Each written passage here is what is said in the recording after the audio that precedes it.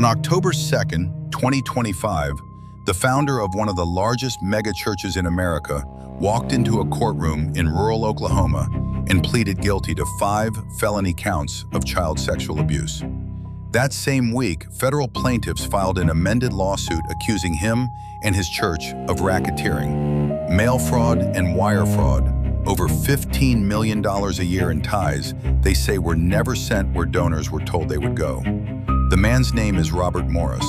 The church is Gateway Church in Southlake, Texas.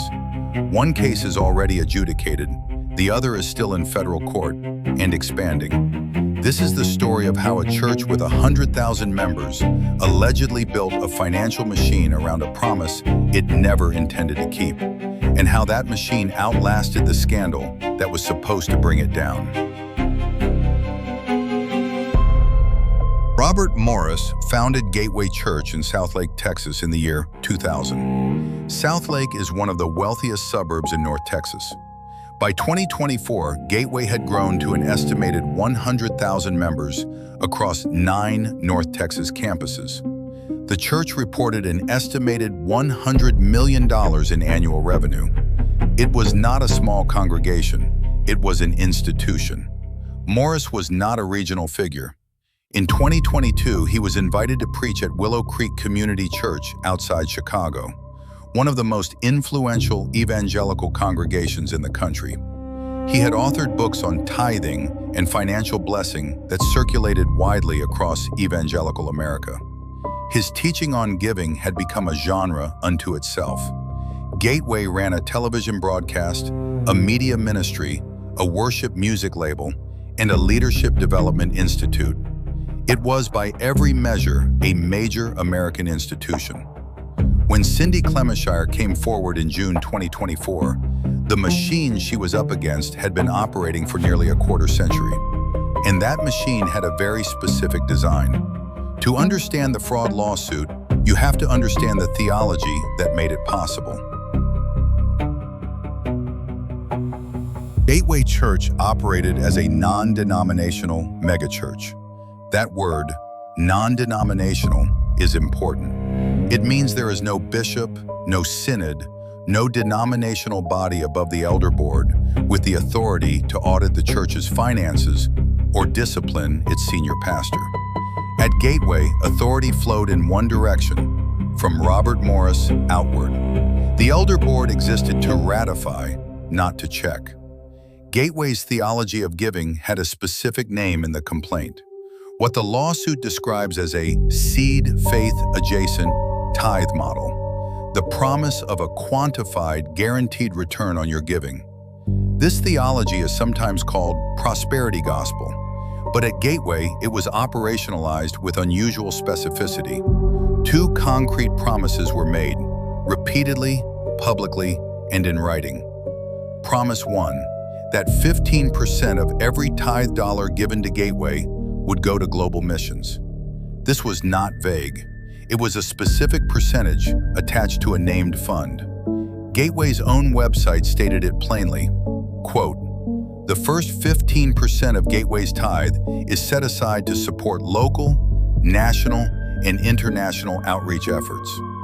This language was still live on Gateway's website on October 4th, 2024, the day the lawsuit was filed. Promise 2 was more unusual and more audacious. Morris called it a money-back guarantee. In a 2022 sermon at Willow Creek Community Church, Morris told the congregation, quote, "With 22 years in the church, no one's ever asked for their money back." The Leach complaint, the federal tithe fraud lawsuit, cites that quote directly. Plaintiffs call it a contractual commitment Gateway later refused to honor. The promise was also codified in Gateway's members' handbook. This matters legally. A written promise in a governing document is harder to dismiss as mere spiritual encouragement.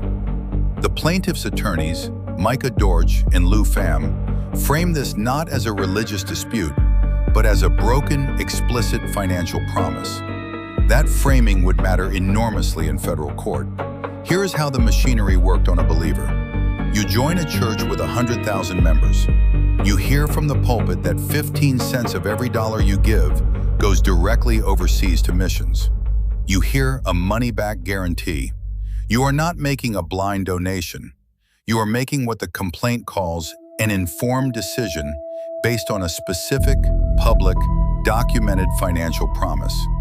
And then, according to the lawsuit, that promise was never kept. Now come the receipts. Let's start with what Gateway's own website promised. According to the lawsuit, Gateway publicly stated that the first 15% of every tithe dollar was set aside for global missions and outreach. Gateway reported approximately $100 million in annual revenue. 15% of that figure equals $15 million per year. That is the minimum annual disbursement Gateway's own public promise required. The question the lawsuit asks is, did they ever actually send it? In October 2025, the Roy's Report, a credentialed Christian investigative outlet, published an account from a former Gateway employee who had managed the church's Global Ministries Fund firsthand. His name is Alan Shoulders. He was employed by Gateway as a CPA to oversee its Global Ministries Fund from July 2011 through 2014. Shoulders told reporters, on the record, that during his entire tenure at Gateway, he never observed the Global Ministries Fund disperse more than $3 million in any single year. $3 million against a public promise of $15 million, a claimed shortfall, if accurate, of at least $12 million every single year. Shoulders was not speaking as a sworn deponent in a courtroom. He gave this account on the record to a credentialed press outlet. The script notes that distinction. What he described was, in his own word, fraud. There was also the matter of what happened to the money that wasn't being sent overseas. According to the complaint, the unspent balance in the Global Ministries Fund reached $20 million by 2013. That balance was reportedly growing by approximately $10 million per year. The complaint does not tell us where that money went. That is the question discovery is designed to answer. Here is what made independent verification structurally impossible. Gateway Church is exempt from filing IRS Form 990 as a house of worship. ProPublica's Nonprofit Explorer, the standard public tool for checking how nonprofits spend their money, shows no Form 990 data for Gateway Church. There is nothing to see, by design. The only financial window ever opened on Gateway's books has been opened by the lawsuit through court-ordered discovery. Now let's talk about Tom Lane and Steve Doolin. Both are named as defendants in the tithe fraud lawsuit alongside Morris. Lane, as executive senior pastor, allegedly co-made the 15% global missions promise alongside Morris. The complaint names both men as having personally induced donations through this misrepresentation. In 2023, just 1 year before the lawsuit was filed, Morris publicly claimed Gateway had sent over $25 million overseas in the past year alone. That figure, $25 million, directly contradicts Alan Shoulders' account of the fund never exceeding $3 million annually during his 2011 to 2014 tenure. The lawsuit cites it as a material misrepresentation. Catherine Leach, the lead plaintiff, put it plainly to the Roy's Report. Quote, "If they made these promises with no intention to keep them, that's fraud." She also noted that Gateway refused to show donors where the money went, refused to identify recipients, and refused to honor the money-back guarantee. All three refusals are now in a federal complaint. Gateway's first legal response was to file a motion to dismiss. Their characterization of the plaintiffs in that filing is worth reading verbatim. Gateway wrote, quote, "Disgruntled by misconduct allegations that came to light this summer, plaintiffs lashed out at Gateway and its former elders, seeking to claw back their freely given tithing donations." On September 17, 2025, Judge Amos Mazant denied that motion to dismiss. Judge Mazant wrote, quote, "The court acknowledges the act of tithing is a religious act, but plaintiffs do not dispute their tithing. Rather, plaintiffs allege their tithes were fraudulently allocated, and defendants misrepresented critical facts to plaintiffs before tithing. That ruling, the rejection of Gateway's First Amendment ecclesiastical abstention defense, was the legal breakthrough that kept the case alive and opened the door to everything that followed. 14 days after that ruling, the plaintiffs filed an amended complaint. This time, they added RICO claims. RICO, the Racketeer Influenced and Corrupt Organizations Act, is the federal statute originally written to prosecute organized crime. It has since been applied to fraud schemes conducted across state lines through mail or electronic communication. The amended complaint accuses Gateway of engaging in what it calls a pattern of racketeering activity through mail fraud and wire fraud by sending fundraising emails and processing online donations for a purpose it allegedly never intended to fulfill. Alan Shoulders, the former Gateway CPA, had his own response to the RICO allegation. He told reporters, quote, "I think the connotations of a church being associated with organized crime is not good. RICO carries the potential for treble damages, meaning a court could award up to 3 times the actual losses. If $15 million per year is proven over multiple years, that exposure runs into the hundreds of millions." Now to Robert Morris's personal financial demands. In May 2025, less than a year after his resignation, Morris filed a civil lawsuit in Tarrant County against Gateway Church. According to court documents filed by the church, Morris demanded $1 million in accrued deferred compensation, $800,000 per year until age 70. And according to those same court documents, $600,000 per year for the remainder of his and his wife Debbie's lives. Morris's attorneys also sought, in the same arbitration, intellectual property rights to his books, recorded sermons, and website domains. He wanted the institutional legacy too. Gateway's own response to these demands, filed in court, is one of the most striking documents in this case. The church wrote that, quote, "Amid the chaos his conduct had unleashed on Gateway and his community, Morris was laser-focused on securing his financial future." That language, laser-focused on securing his financial future, came not from a plaintiff, not from a critic. It came from Gateway Church's own attorneys in a court filing about their own founder.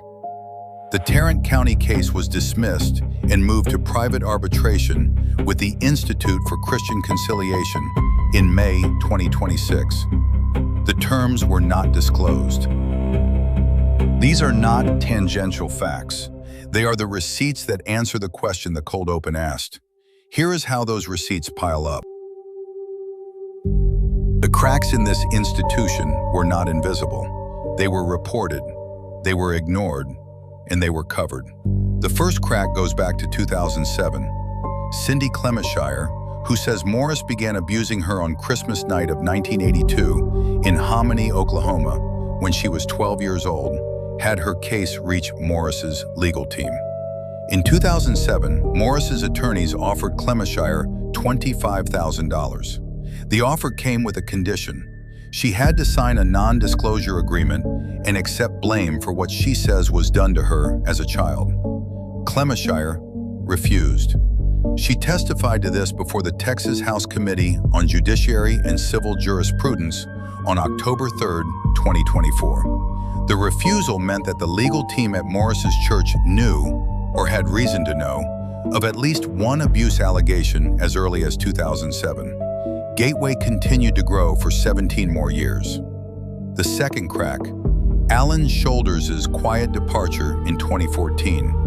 He had managed the Global Ministries Fund for 3 years and had seen what was in it and what wasn't going out of it. According to the complaint, the fund's unspent balance was growing by approximately $10 million per year as of 2013. No internal alarm was publicly triggered. No denominational body was alerted. There was no one to alert. The third crack was the Elder Board. In November 2024, following an investigation by an outside law firm, Gateway removed 4 of its own elders. The elders removed were Thomas Miller, Jeremy Carrasco, Kevin Grove, and Galen Lawshe. The investigation concluded they had known about Clemeshire's allegations years earlier and failed to act. Gateway's head elder, Tra Wilbanks, said the removed elders either knew or should have known the full scope of Clemeshire's allegations and failed to act accordingly. The elders themselves deny wrongdoing. These were the same elders overseeing the church's finances during the years the tithe fraud lawsuit alleges the misappropriation was occurring. That overlap is not incidental. The fourth crack was visible to everyone who was paying attention. On November 13, 2024, Elder Kenneth Fambro stood before the congregation and announced that tithing at Gateway had fallen 35 to 40%. 35 to 40% of $100 million is $35 to $40 million, walking out the door, per year. Fambro also flagged looming staff reductions. The congregation, the very people the machinery had been built to serve, was voting with its wallet. In August 2025, head elder Tra Wilbanks claimed in a taped message that Gateway had conducted internal audits going back for years and years. The fraud lawsuit's transparency allegations directly contradict that claim. If those audits existed, the lawsuit asks a straightforward question: why has Gateway refused to produce them in discovery? That question is still pending in court. Every one of these warning signs, the 2007 NDA offer, the fund imbalance, the complicit elders, the giving collapse, was an opportunity for intervention. Each one passed without external accountability. Because this story is not only about Gateway Church. The mechanism that made it possible is older than Gateway, and it is operating right now in churches across the country. To understand why the Gateway pattern keeps repeating, you need to look at what happened in Seattle a decade earlier. The church was called Mars Hill. The pastor was Mark Driscoll. Mars Hill was, at its peak in the early 2010s, one of the largest evangelical churches in America. 15,000 weekly attendees, a multi-city campus network, and a founding pastor with a national platform. In February 2016, former Mars Hill members filed a federal civil lawsuit alleging that Driscoll and executive elder John Sutton Turner had marketed a global fund for missions in Ethiopia and India, then used those donations for domestic church expansion. That lawsuit also alleged RICO violations. Sound familiar? An internal memo cited in the Mars Hill complaint described overseas ministry as a, quote, relatively low-cost way to deflect criticism and increase goodwill. The missions fund was allegedly a marketing tool, not a ministry commitment. The language of generosity was the packaging, the product was donor acquisition. Mars Hill had already collapsed and closed in 2014, 2 years before the lawsuit, under overlapping scandals of spiritual abuse, plagiarism, and financial misuse. The legal action came after the church was already gone. The shared mechanism across Mars Hill and Gateway is not accidental, it is structural. A non-denominational founding pastor with unchecked financial authority, a missions fund marketing promise that drove donations, no public Form 990, an elder board that deferred rather than checked. And in both cases, the first serious external scrutiny arrived not from a regulator, not from a denominational body, not from the IRS. It arrived from a survivor who refused to stay silent. That is the pattern. The abuse and the financial opacity are not separate phenomena. They share a root, an institution designed to be unaccountable. Now, what happened? On March 12, 2025, a multi-county Oklahoma grand jury indicted Robert Morris on 5 felony counts of lewd or indecent acts with a child. Morris turned himself in. At his May appearance, he pleaded not guilty.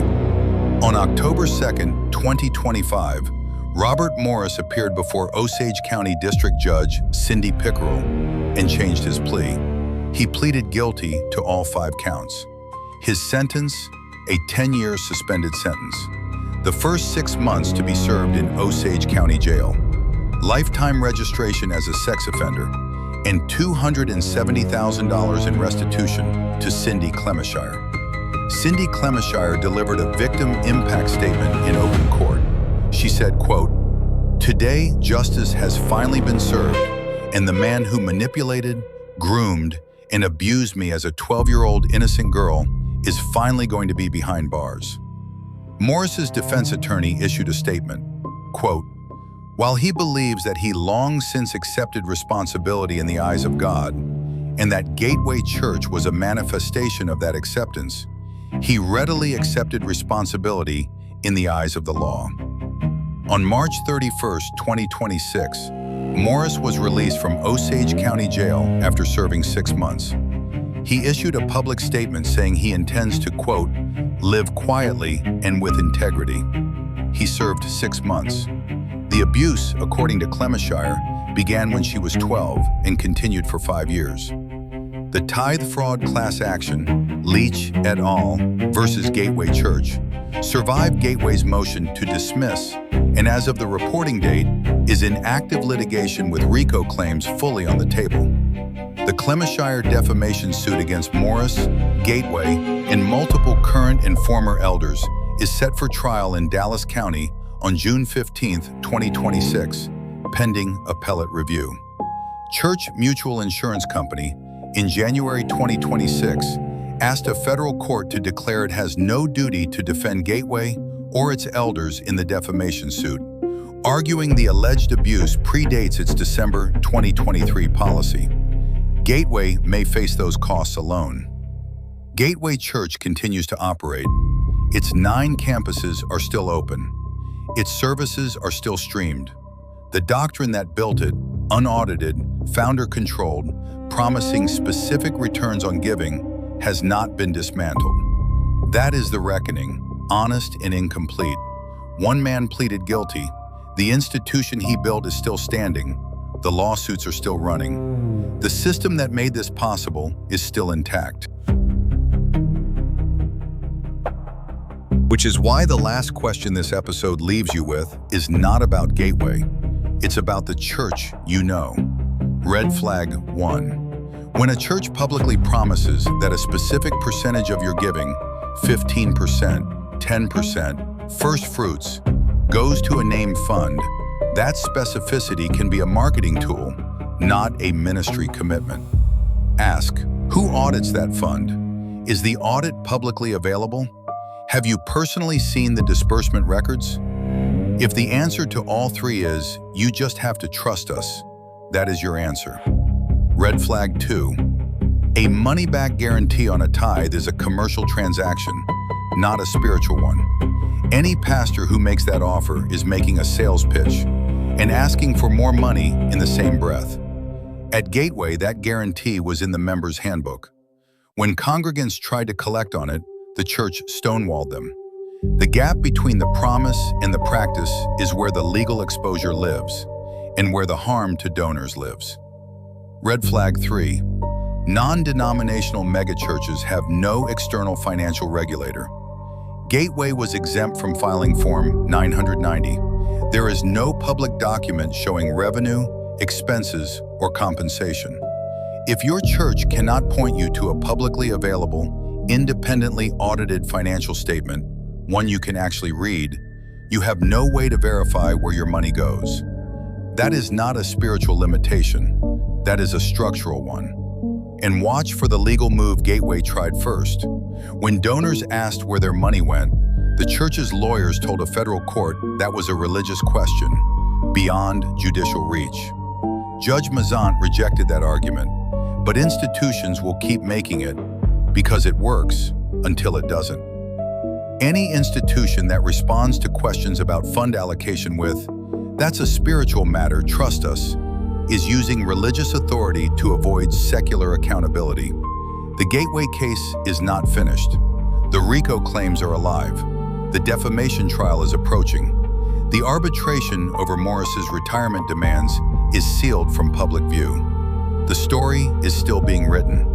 What is finished, what is settled in a courtroom in Pawhuska, Oklahoma, before a judge and a survivor who waited 40 years is this: Robert Morris is guilty.